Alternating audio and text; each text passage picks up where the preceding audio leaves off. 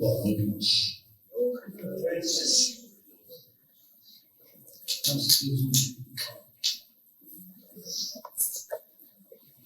Revelação, missão, segurança, tesoria, história. Aleluia.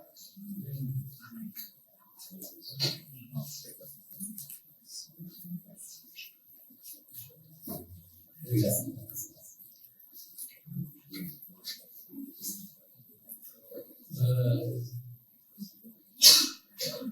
O que nós vamos falar hoje, para alguns não é novidade. Isso é bom. Não seja novidade. Para outros vai ser a primeira vez.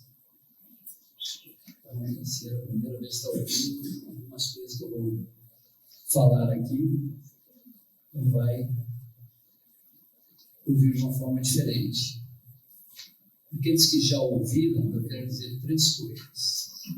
A gente fala isso algumas vezes, que eu vou dizer aqui, mas eu acho que é para catequizar mesmo e para permanecer dentro de nós. Primeiro, se você está ouvindo pela 10ª vez, 20ª vez a mesma coisa, a primeira coisa que é importante é, se eu estou ouvindo tantas vezes, isso é para me animar a perseverar, eu estou permanecendo numa verdade. Se é uma verdade, eu continuo com ela continua sendo uma verdade para mim, e eu estou perseverando.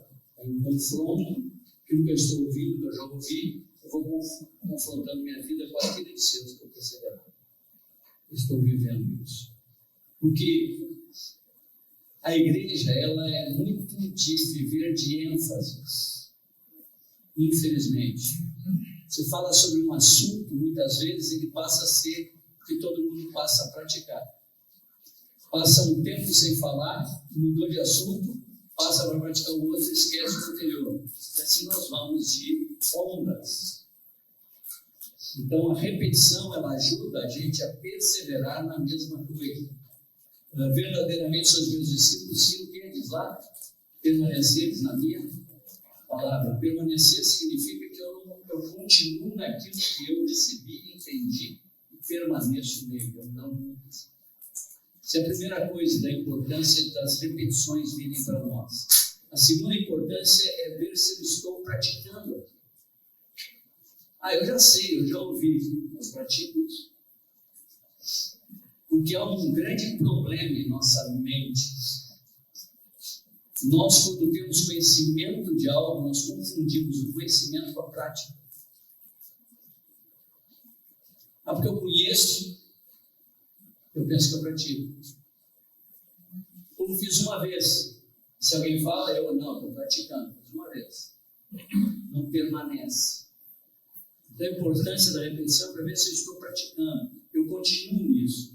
Certa vez o irmão perguntou assim, você caminha, né? Eu vejo que você posta, você faz umas caminhadas e tal. Eu gosto de fazer a minha caminhada. Lá atrás eu joguei futebol, treinei muito, fazia tudo. Fui para a ilha, joguei na ilha, Taparica, fiz campeonato. Sempre procurei me exercitar. Minha vida toda sempre procurei fazer alguma coisa. Então eu faço minha caminhada. E aí, o que você faz na caminhada? Eu geralmente vou com alguma coisa ouvindo uma pregação. Se é quem você ouve? Um tal de Mário. Aí o irmão olhou para mim e disse assim, você gosta tanto assim de você, cara? Eu disse, não, meu irmão, não é que eu gosto de mim, não. Eu tenho que ouvir o que eu falo para ver se eu continuo vivendo aquilo que eu falei. Porque não adianta eu falar, dizer uma coisa maravilhosa, grava aqui, registra aqui, mas eu continuo nisso.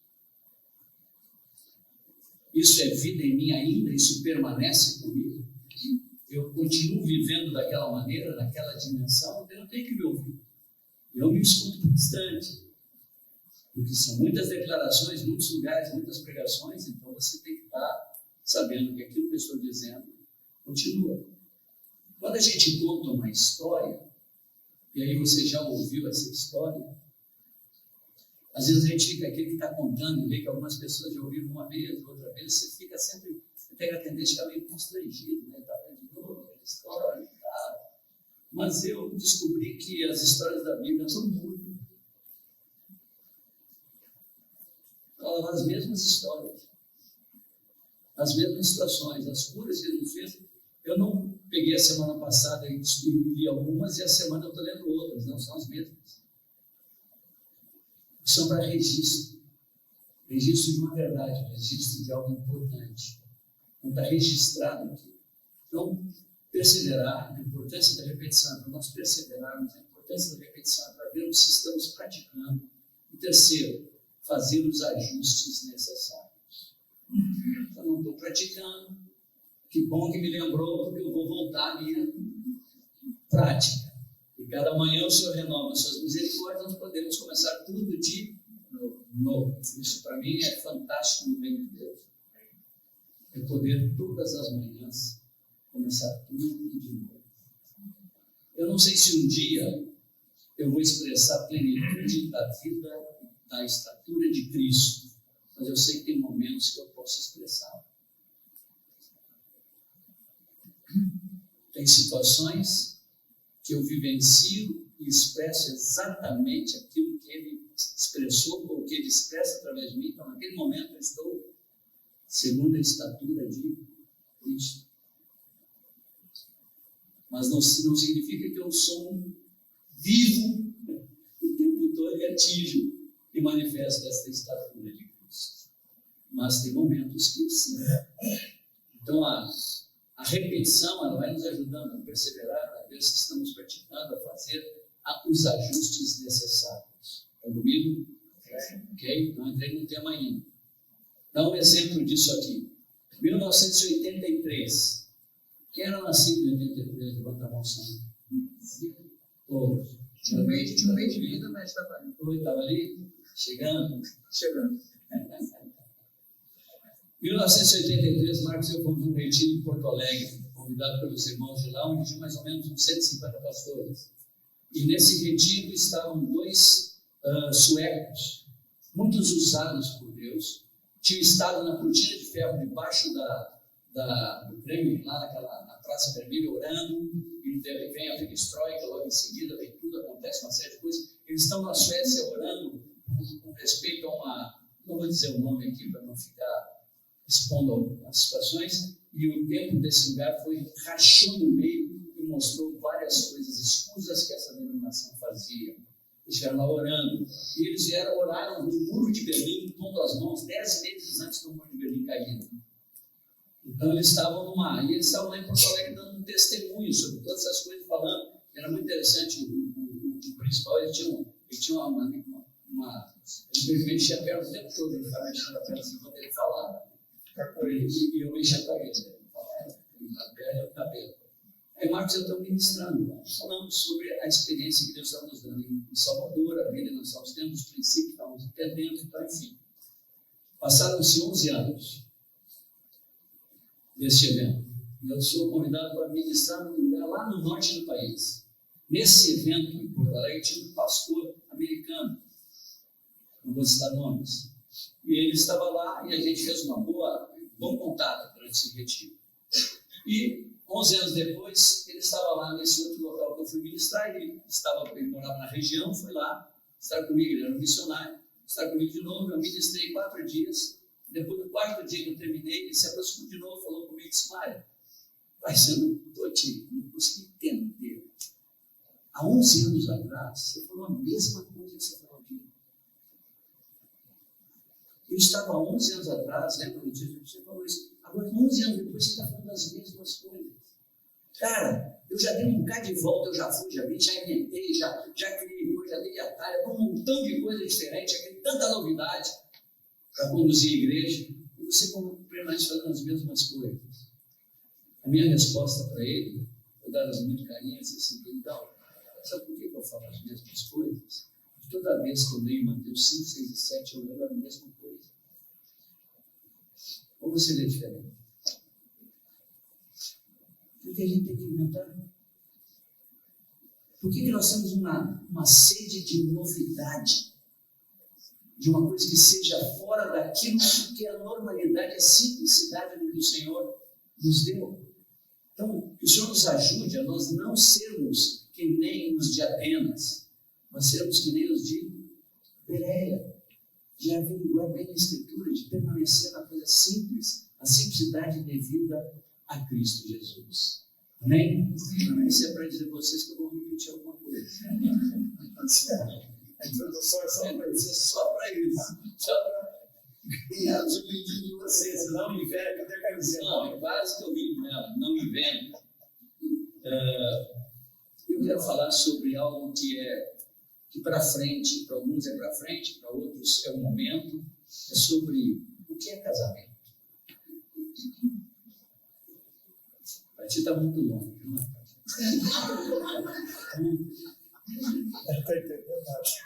O que é casamento? Ficou assustado. Minha tia está ouvindo.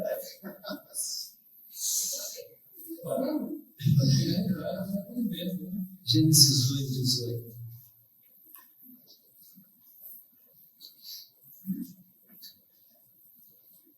Estão comigo?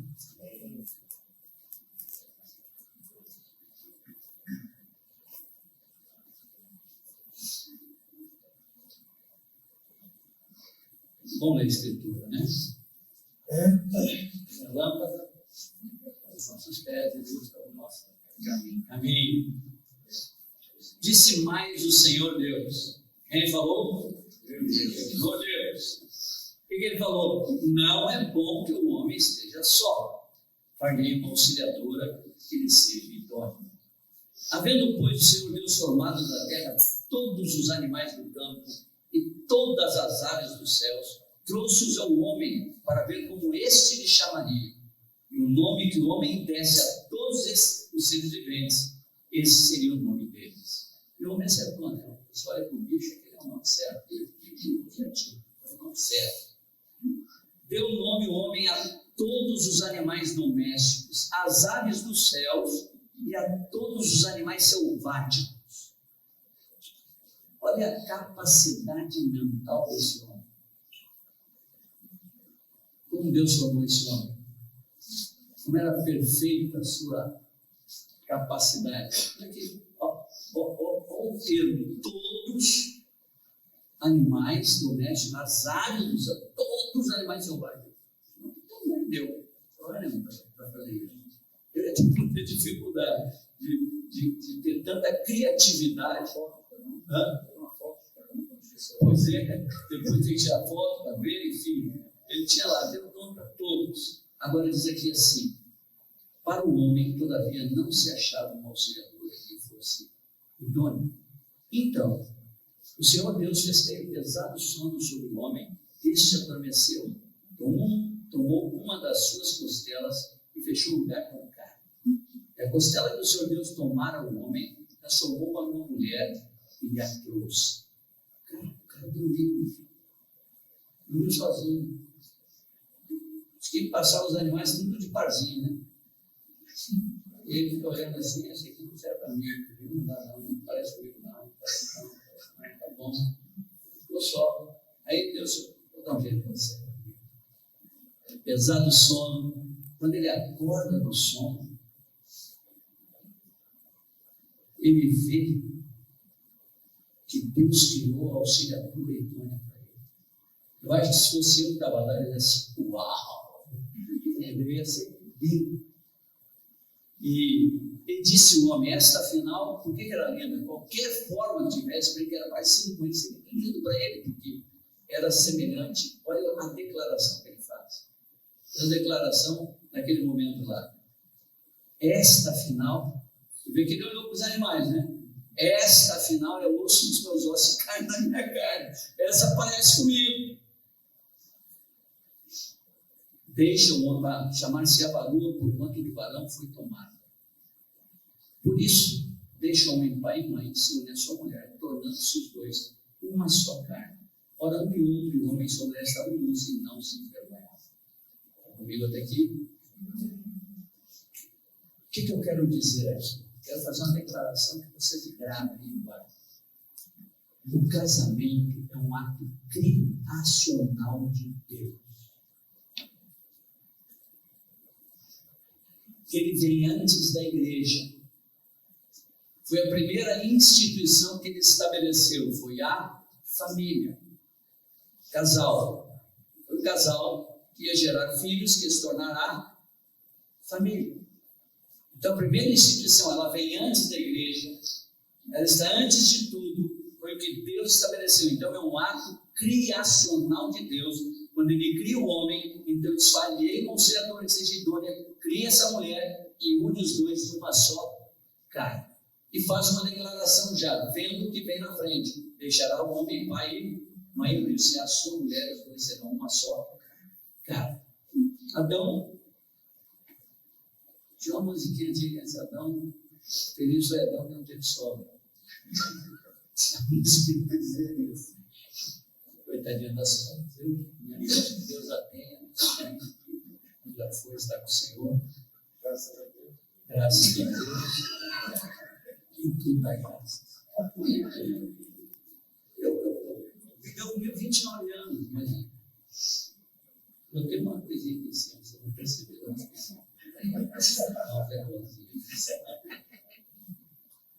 Bem antes da igreja. Gravem isso. Casamento é um ato criacional de Deus, ele vem antes da igreja, ele é para todos os homens de todos os tempos, em todos os lugares. O que eu quero dizer com isso? Que não é só casamento aquilo que é feito na igreja. É um ato criacional.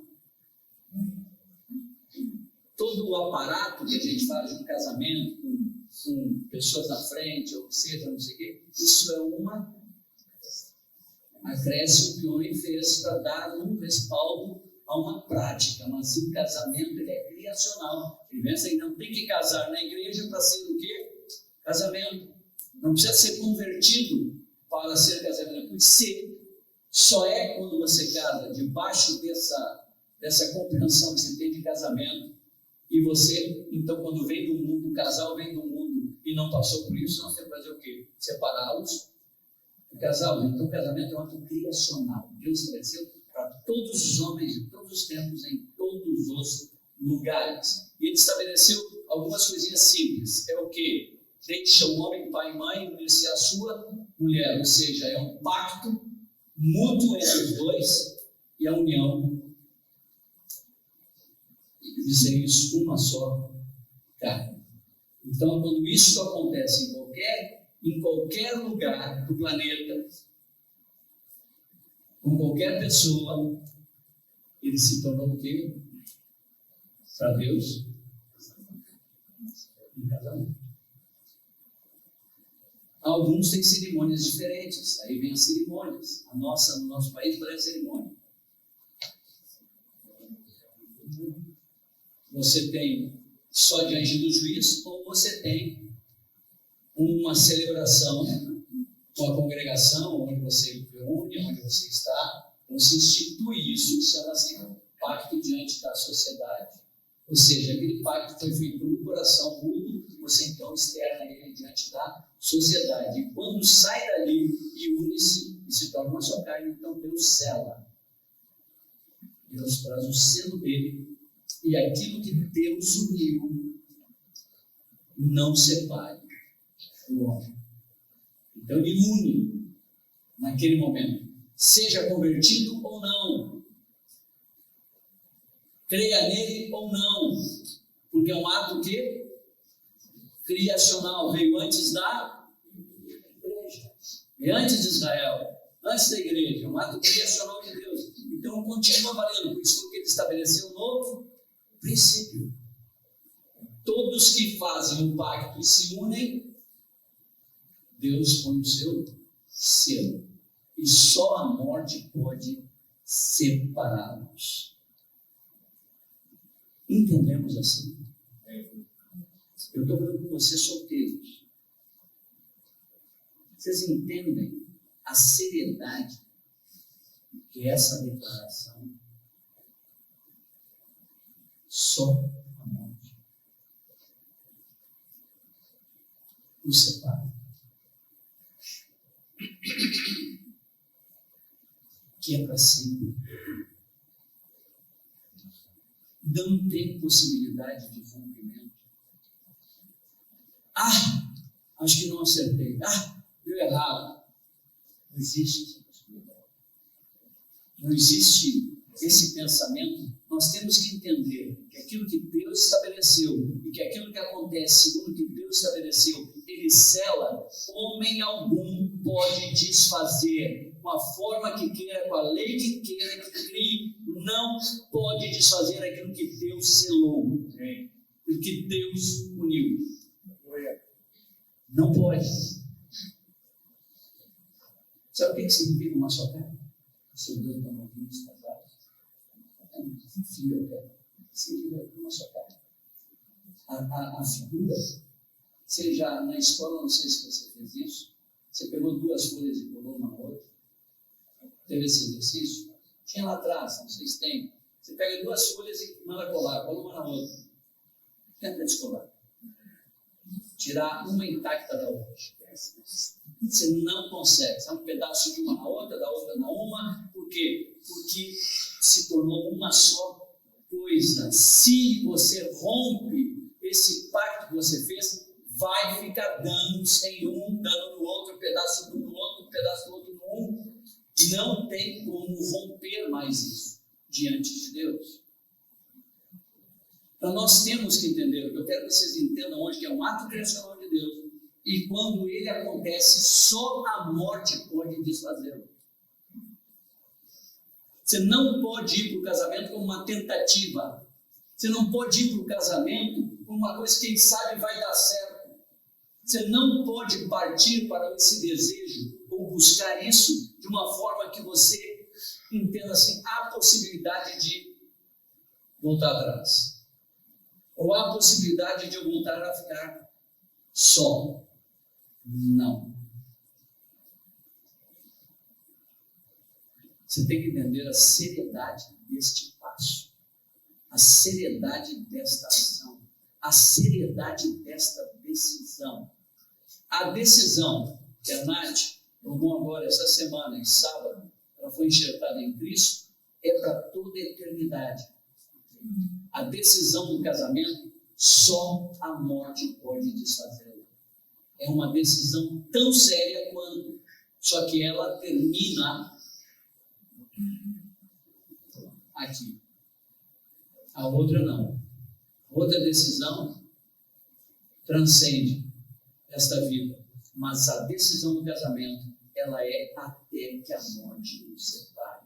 Então você não pode lidar com essa situação de uma forma leviana. Você não pode lidar com essa decisão de uma forma precipitada. Você não pode lidar com essa decisão de uma forma emocionada. Você tem que entender que é uma decisão que vai acarretar até a tua morte. Você tem que pensar muito, tem que ponderar muito, tem que considerar muito, tem que olhar muito, tem que perceber todas as coisas, tem que estar muito seguro. E às vezes a decisão é tomada numa idade tenra. Deixa eu fazer uma pesquisa rápida aqui, com aqueles que já fizeram faculdade. Quem já fez? Professor Helena da Mãozinha Santa. Algum de vocês, durante o curso, achou que poderia ter errado? Sim ou não? Sejam honestos? Sim. Porque você tem uma decisão muito nova. Você toma uma decisão de uma profissão por resto da vida, com 18 anos, ainda está meio informação, tua mente, teu sentimento, tudo é informação, teus hormônios estão tudo balançados. Pai, eu quero ver meu pai, porque minha mãe, porque não sei o que, porque não sei o que lá. Você pode ter ido pelo impulso, chega no meio da faculdade e diz assim, rapaz, era bem isso que eu queria. Por isso o método americano, para mim, da faculdade, eu acho excelente. A gente importa tanta coisa dos americanos, não importa o bom que eles têm. Sabe como é que é o método? São 2 anos de tudo. Depois de 2 anos você define o que você quer. Depois de 2 anos você define engenharia, isso, aquilo. Ou seja, você tem um tempo de maturar, um tempo de estudar, um tempo de ver todas as matérias, todas as coisas, assim, opa, é isso aqui que eu quero. Me identifico bem aqui. Me dou bem com isso aqui. Então, Imagina, se isso é uma decisão grave, porque vai se acarretar toda a tua profissão, vai acarretar todo o teu ganho, o teu sustento, imagina uma decisão que você vai ter uma pessoa que você vai viver para o resto da vida do teu lado, junto contigo até que a morte nos separe. Eu quero chamar vocês para isso. Eu quero chamar a atenção de vocês para a seriedade disso. Para não tomar isso como uma coisa romântica, como uma coisa que arrepia, uma coisa... Não, é seríssima decisão.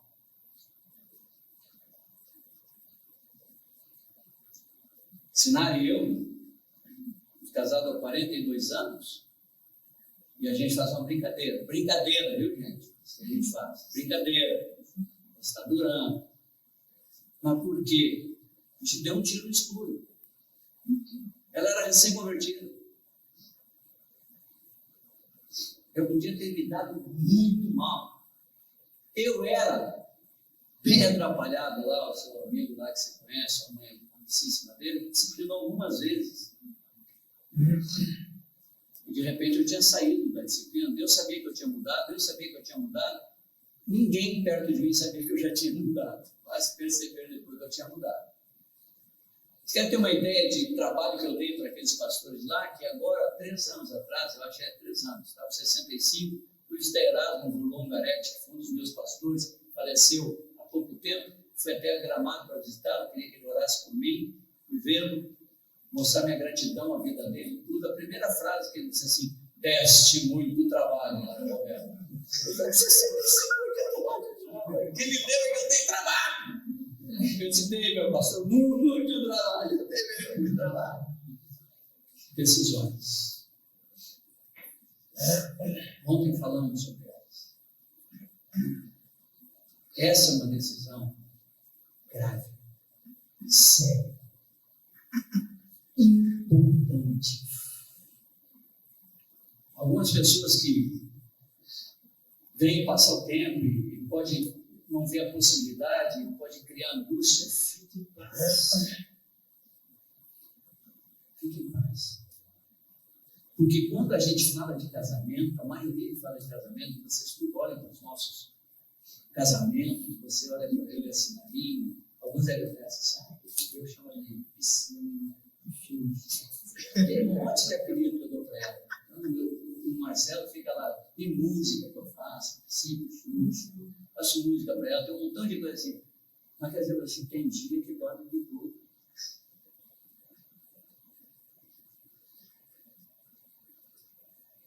Tem dia que não quer falar um outro. Ela não é. Nós outros casalinhos também.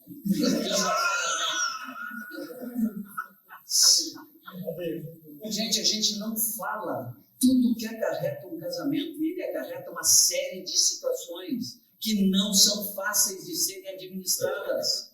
Não basta uma paixão, a paixão sucumbe, ela não resiste ao relacionamento.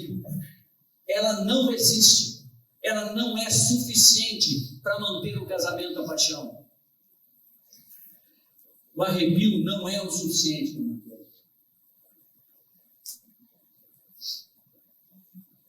Eu queria poder falar um pouquinho mais, mas tem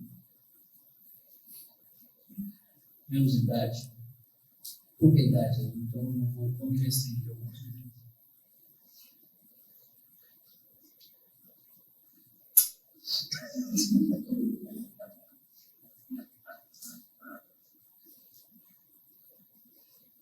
Não se fala de tudo que acontece. Mas qualquer um que está casado aqui poderia vir aqui dizer de muitas coisas que acontecem. Conflitos, discordâncias, discussões, pensamentos divergentes. Primeiro, você entra num relacionamento bacana, tudo é flor, é rosinha, a lua é linda, o pôr do sol é maravilhoso, irmãozinha, pegar na mãozinha já é o céu. Então você quer toda hora, pelo menos a única coisa que você pode tocar na mão, você quer pegar a mão toda hora, mas depois de casa, e vocês andam de mãozinha o tempo todo? Você anda de mãozinha o tempo todo. Não, mas a mãozinha é fundamental, né, Neguinho? Tá ali a mãozinha para eu. Mas vai crescendo o relacionamento, vai intensificando o relacionamento. E ao crescer o relacionamento, intensificar o relacionamento, os atritos começam a aparecer. E com o passar dos anos se intensificam ou se corrigem. Você errar uma vez, a pessoa diz, você vai assim, mas aí você erra 5 anos. Assim, 5 anos.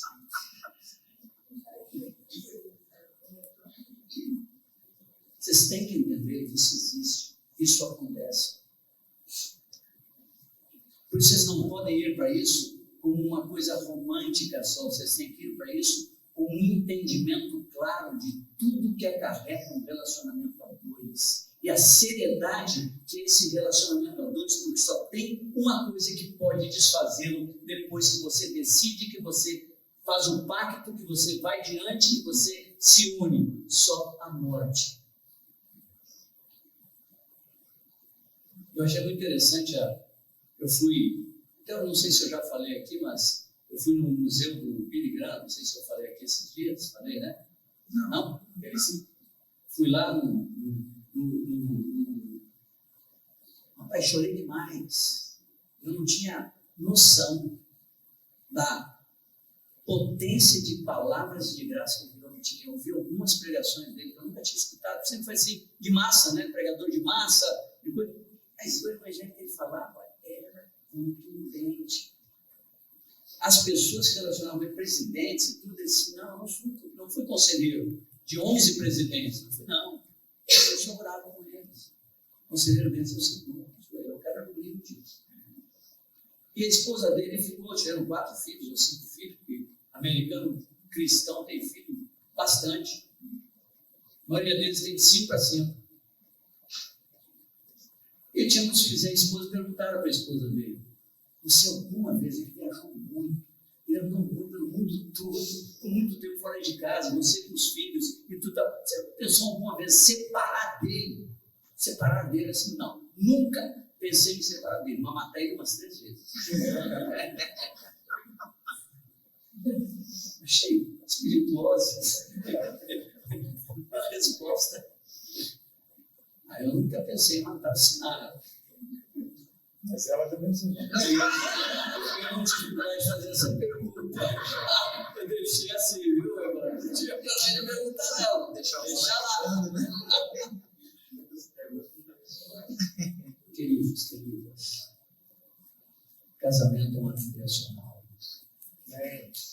Ele foi estabelecido por Deus para todos os homens e todas as mulheres. Eles, quando ele é consumado, só a morte desfaz.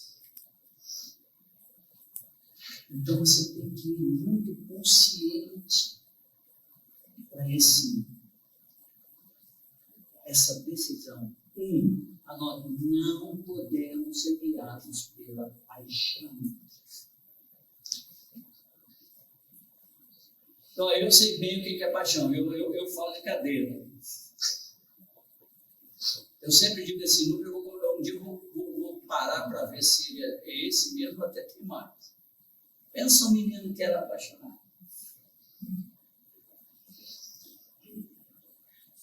Pelos cálculos, são 12 paixões em 2 anos. Por isso que reste muito trabalho, mas 12. Era assim, apaixonado, ficava pegando, apaixonado, gloriado, quando a menina andava, o retorno, eu estava jogando contra apaixonado, eu estava apaixonado por outra menina. Se é o seu caso, numa dessas paixões aí, que estrago, você percebeu minha deficiência, meu problema, ele tendo uma disciplina amorosa, e aquilo botou meus sentimentos no lugar. Ordenou minha mente, meus sentimentos, meu comportamento.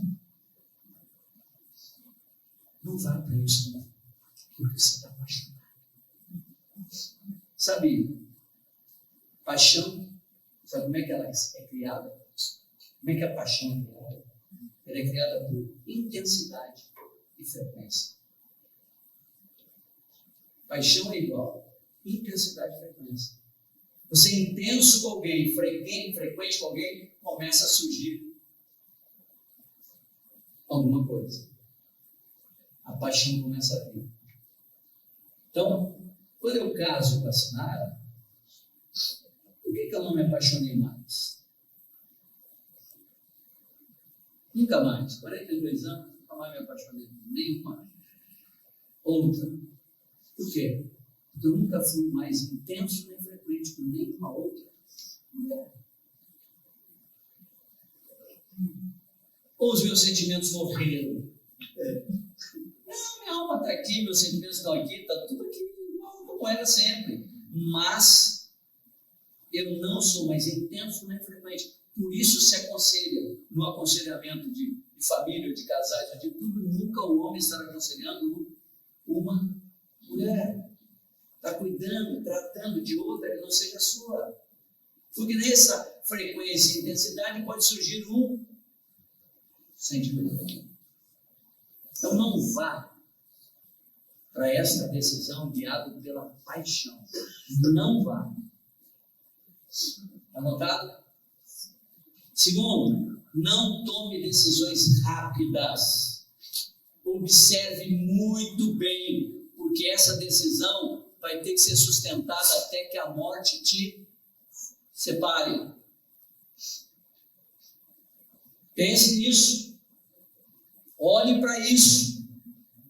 Para quando você for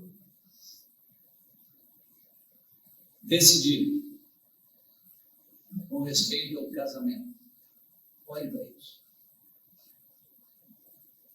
É a minha decisão e ela eu vou ter que sustentá-la até que a morte me separe. Eu sou repetitivo. Para que você entenda a seriedade do passo que você vai dar. Então, não seja guiado pela paixão. Não tome decisão rápida. Observe bem. Não vá de qualquer maneira. Não se atire na primeira.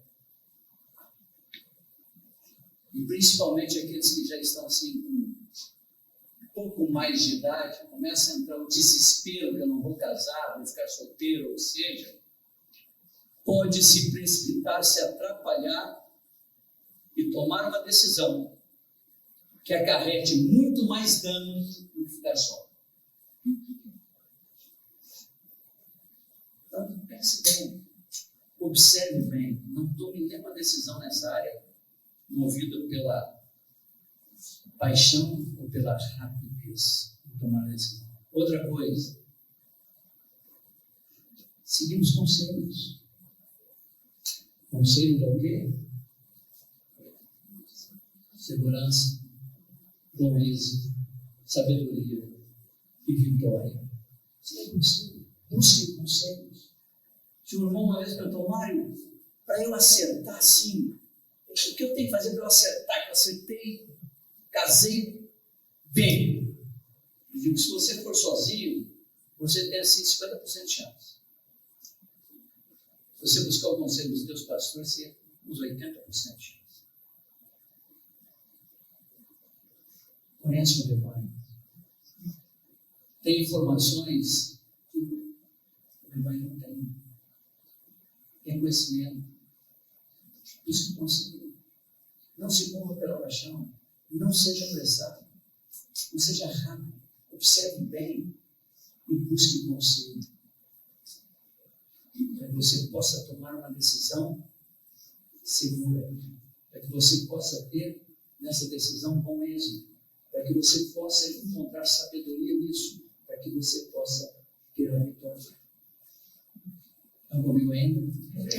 Suportam mais um pouco? Sim, com certeza. Ok?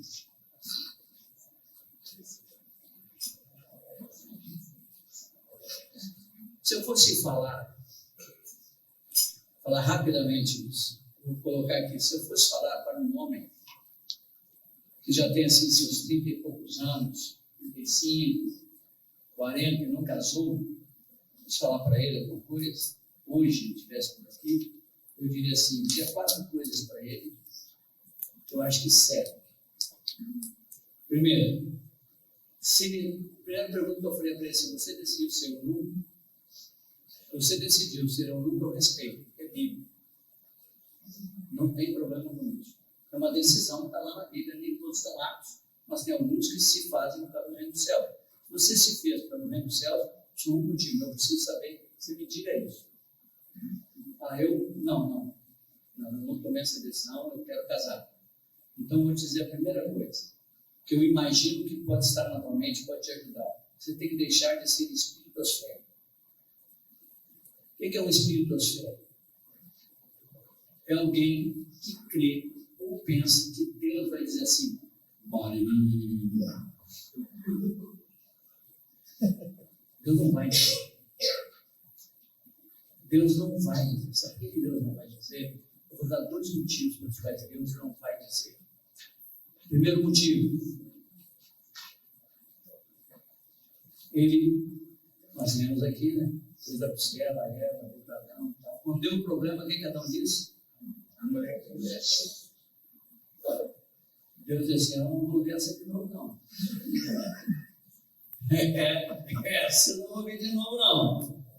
Aí Deus toma uma decisão, e a decisão de Deus, na nova aliança, é assim, case-se com quem quiser, contanto que seja o Senhor. Minha filha, a decisão é de quem? Do homem. Ele tem que decidir agora, case com quem quiser, contanto que seja minha filha, seja minhas filhas todas, escolhem. Observa, olha, decide, escolhe, para de ser espiritosférico. Segunda coisa que eu diria, você tem que ficar viúvo, porque você não pode recasar. Aí ele pode dizer assim, nunca casei, não. Você tem uma princesinha que você casou, que tem dentro da tua cabeça, você tem que matar essa princesa. Vai ter que morrer essa princesa, que ela não existe. Você tem que vir para a realidade, e olhar a realidade das suas irmãs. E você não é perfeito, ou você não vai encontrar uma mulher perfeita. Você tem que matar essa princesinha e vir olhar aquilo que é real.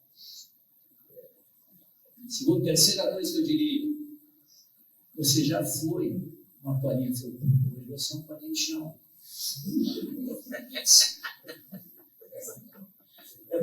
Não é para ofender, não.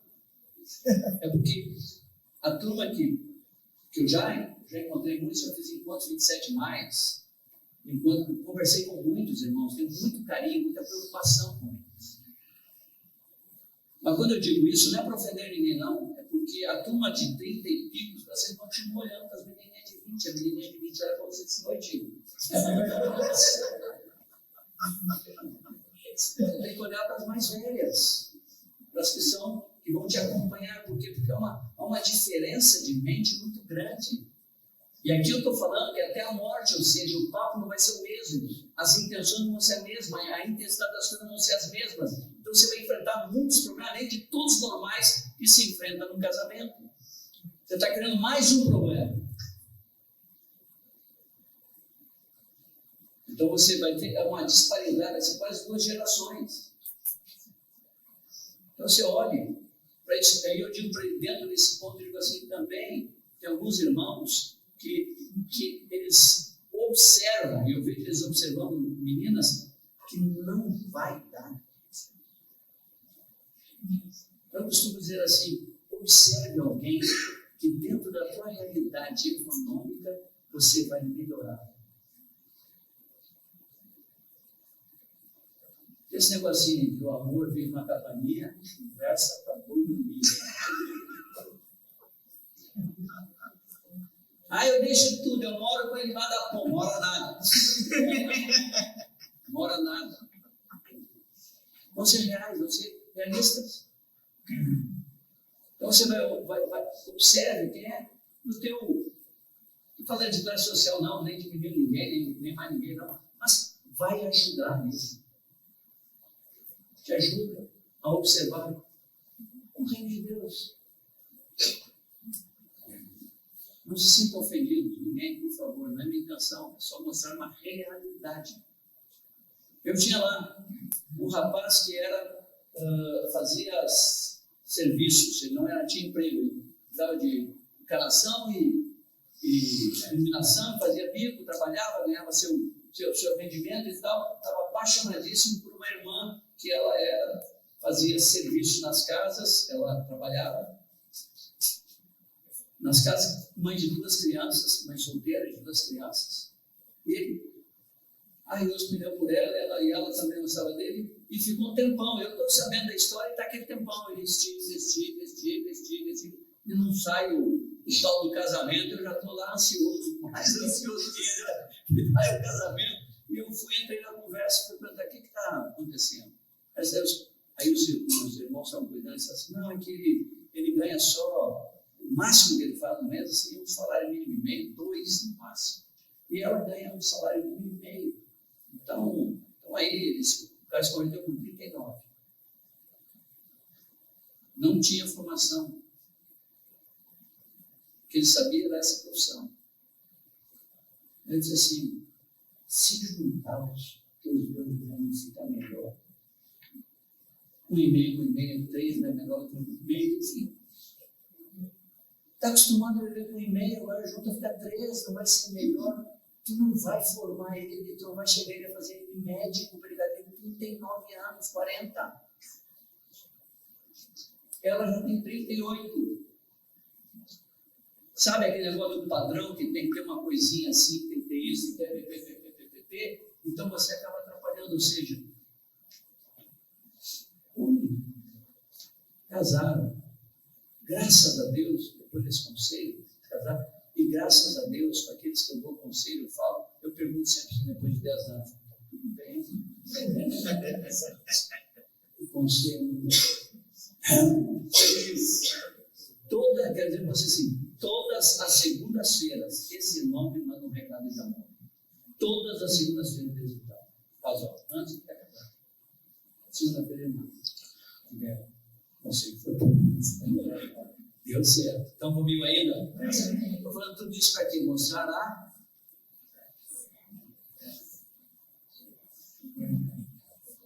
seriedade.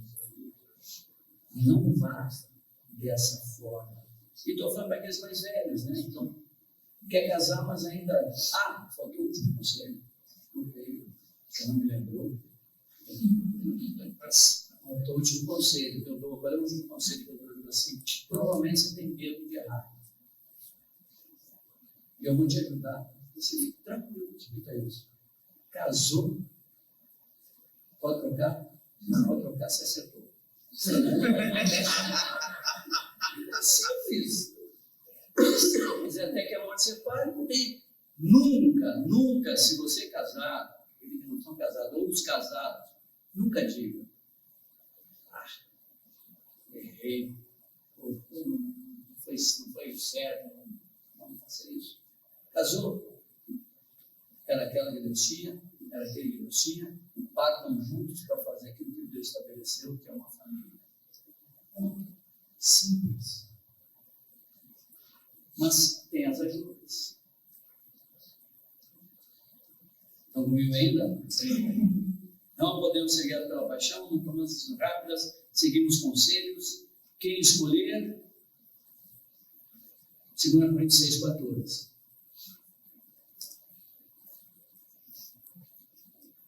Alguém quer achar para me ler para nós?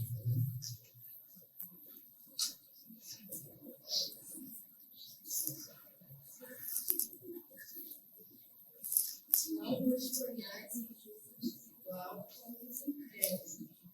Amém. Quanto de sociedade pode haver entre a justiça e a iniquidade? Ou que comunhão há uns com as trevas?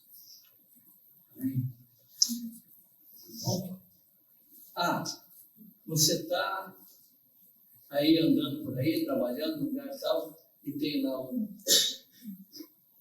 bombado, bonito, querido, dando um bocado de letra para você, fazendo, cortejando, estou usando palavras antigas, dando aquele rolezinho em volta, fazendo aquelas, né? Primeira coisa, estou fora. É decisão, estou fora. Não vou ter intensidade nem frequência com essa pessoa. Não vou permitir que a paixão venha ao meu coração. Eu tenho controle sobre isso. As paixões não me dominam mais. É controle. E eu tenho uma ação. Qual é a ação? É uma decisão imediata. Diz, não pode julgo desigual. Então não tenho possibilidade de eu me relacionar com essa pessoa. Não, eu vou relacionar assim, porque eu vou ganhar. Para quem? Para quem? Entende? Eu vou ganhá-la. Para quem? Não, fora. Julgo desigual já está descartado. Porque é uma decisão para toda a tua vida, até que a morte te separe. O julgo desigual, ele pode no primeiro momento ser muito romântico, como todos são os romances. No passar do tempo, as tuas prioridades, o que você quer, o que você pensa, os teus valores não são os dele.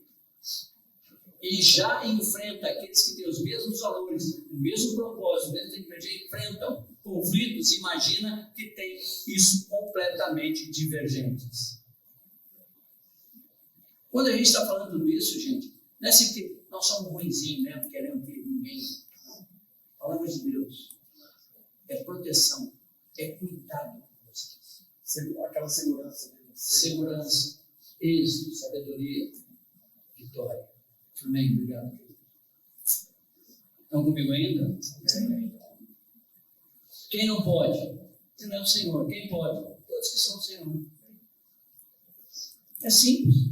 Eu posso me comprometer. Todos são filhos de Deus. Não é filho de Deus?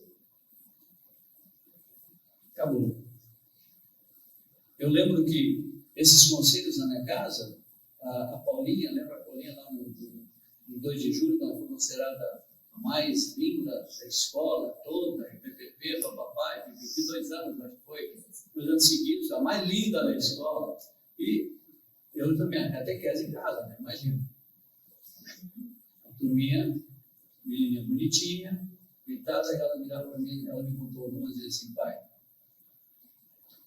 tinha até crente lá, que vinha ronronando, chegando perto, quando eu vi que estava assediando por alguma coisa, eu olhava bem para ele, de pronto eu já dizia assim, o que você quer de mim está guardado no meu marido, carta fora aqui. É curto e grosso. Não se enrola. Porque você entende a seriedade que é essa decisão, você entende a seriedade que é esse relacionamento. Você entende o dano que ele pode trazer quando ele não é feito do Senhor. Tem muitos danos. Estão comigo ainda? Como comportar-se? Vamos lá. 1 Tessalonicenses, capítulo 4, de 3 a 8. 1 Tessalonicenses.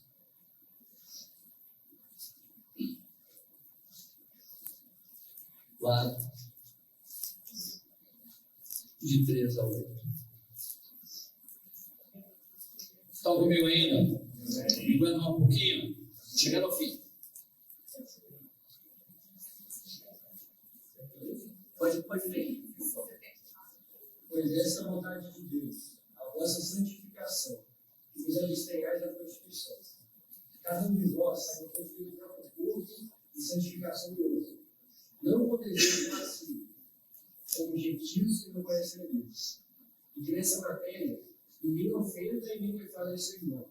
Porque o Senhor contra todas essas coisas. Como antes nos avisamos, testificamos claramente. É o vingador.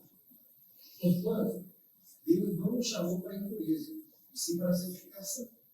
De certo, quem rejeita essas coisas, não rejeita o homem, e sim a Deus, e também nos dá a sua Espírito Santo. Uau! Isso é fortíssimo. Declarações bombásticas. Pois esta é a vontade de Deus, não é do Mário, não é do Vanderly, não é do Gomes, não é do Evandro, não é do teu cooperador na casa, não é teu discipulador, não é teu discipulador. Esta é a vontade de Deus. Então, qual é a vontade de Deus? Como comportar-se quando está relacionado, apontando para o casamento? Essa é a vontade de Deus, a vossa santificação. Aí, como é que é essa santificação que ele espera? Que vos abstenhais da prostituição. O que mais? Que cada um de vós saiba possuir o próprio corpo em santificação e honra. E como é que é isso? Não o desejo de lascívia. Lascívia é pescocídio. Traduzindo para o português comum. Tá? Então, não com desejo de lascívia como os gentios que não conhecem a Deus. E que nesta matéria ninguém ofenda, nem defraude a seu irmão. Por quê? Que matéria? Vamos lá, eu estou agora, viu, Verdão? O texto aí, ele leu, parece que eu estou querendo ler, porque ele estou lendo porque eu quero dar ênfase a algumas coisas. Joia? Cada um de vós saiba possuir o próprio corpo, santificação e honra. Não, como é que eu posso possuir o meu próprio corpo, santificação e honra? É não ter desejo de... Como é que é a santificação? Tem que abster de prostituição. E como é que é a santificação e honra? Não com desejo de lascívia, como os gentios não conhecem a Deus. E que nesta matéria, que matéria? Que matéria? O que ele está dizendo? Nessa matéria, tem a ver com o teu próprio corpo. Ninguém ofenda nem defraude a seu irmão. Por quê? Porque o Senhor, contra todas estas coisas, como antes nos avisamos e testificamos claramente, rapaz, é duro, é um vingador. Porquanto Deus não nos chamou para a impureza, de novo, prostituição, lascívia, impureza, e sim para a santificação de novo. Para a santificação, dessarte. Quem rejeita estas coisas não rejeita o homem, e sim a Deus, que também vos dá o seu Espírito Santo. Fortíssimo. Qual é o comportamento de alguém que se compromete? Qual é o comportamento de alguém que está comprometido para o casamento? Santidade. Não ofenda nem defraude. E o outro texto que completa isso, eu não vou ler, está lá em 1 Coríntios capítulo 7, depois vocês leiam. 1 Coríntios capítulo 7, de 1 até o 4, 5 ali. Ali Paulo está respondendo uma pergunta sobre ter a própria esposa. E eu descobri que a motivação do casamento não é tão nobre. O motivo para casar não é tão nobre. Cada um tem a sua própria mulher para não cair em impureza. Não é tão nobre. Cada um tem a sua. Então, quando você sabe qual é o comportamento que eu tenho que ter, a palavra diz assim: o corpo da mulher pertence ao, e o corpo do marido a. Enquanto não for teu marido, enquanto não for tua mulher, você não pode tocar no dedo mínimo. Nada naquele corpo te pertence. Nada. Isso é manter a santificação. E o que está querendo dizer quando fala isso enquanto não casou, enquanto está num relacionamento? E está, por que um irmão tem uma vez? Você. O irmão virou para mim uma vez, veio de um grupo e estava muito inquieto com os jovens e que por que não pode dar bitoca e por que ele dava uma bitoca, o problema é bitoca. Não vejo pecado na bitoca. Dá uma bitoquinha, o outro, vocês aqui são muito radicais, tal. Aí eu peguei o texto de 1 Coríntios e depois disse assim para ele: se não é pecado, eu posso dar uma bitoquinha para o esposo? Mas não é pecado. Então, todo mundo não dá bitoca em todo mundo. Olha, bitoquinha, não é pecado. Aí disse: não, para aí, que eu vou pesar. Claro que eu não cada esposa de ninguém. Você é lindo. Você entende o ridículo que é quando você entra numa situação querendo dar uma liberdade que a Escritura não dá? E se você não defrauda, defraudar é o quê? É você se usar aquele corpo indevidamente, que não te pertence. Aí vamos dizer assim que você se apaixonou, se envolveu, gostou, está gostando, olhou, essa é a menina, e no decorrer teu compromisso com ela, você não deu certo, ela também deu uma zica, e aí rompe. Aí você beijou, você abraçou, você deu aqueles abraços mais complicados, mas rompeu. Não é casado ainda, rompe. Aí essa menina está na congregação, você também, ela casa com um amigão seu. Estão os três na frente, levantando as mãos, adorando a Deus. E o marido olhando para vocês.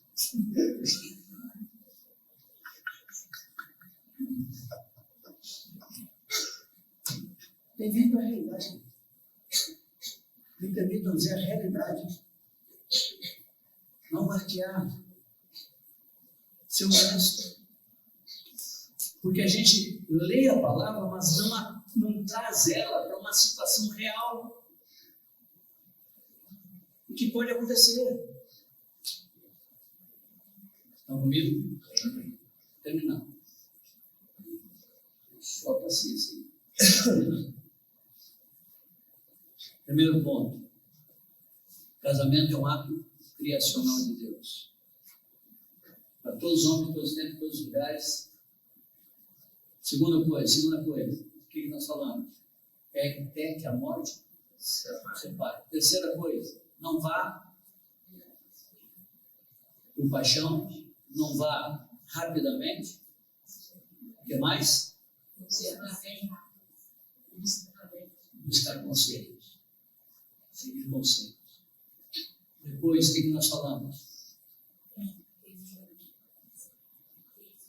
Quem escolher? Só tem uma regra. Não pode ser incrédulo. Tem que ser do Senhor. Essa é a regra. Quem é do Senhor? Qualquer um que seja do Senhor. Ok. Aí depois nós temos toda uma série de orientações que a gente faz, né? Aí a Nath não vai sair daqui e se comprometer com o menino de 13 anos, né? Porque é do Senhor. Né? Não. Então você o que tem? Aí tem toda uma série de coisas que a gente orienta, que a gente aconselha, que a gente carrega, que a gente traz, tá? Dentro disso. E cada localidade tem as suas nuances, que é decidida pelo presbitério que está sobre essa parte da igreja. Eu não vou entrar nesse detalhe. Eu quero entrar na essência das coisas. Vocês entenderem a essência, vocês vão se comportar adequadamente. E vocês não vão seguir uma regra imposta. Vocês vão entender, ter uma revelação que vai trazer a convicção, que vai capacitar vocês enfrentarem qualquer dificuldade dentro desta realidade. Buscando segurança, beijo, sabedoria e vitória. Amém?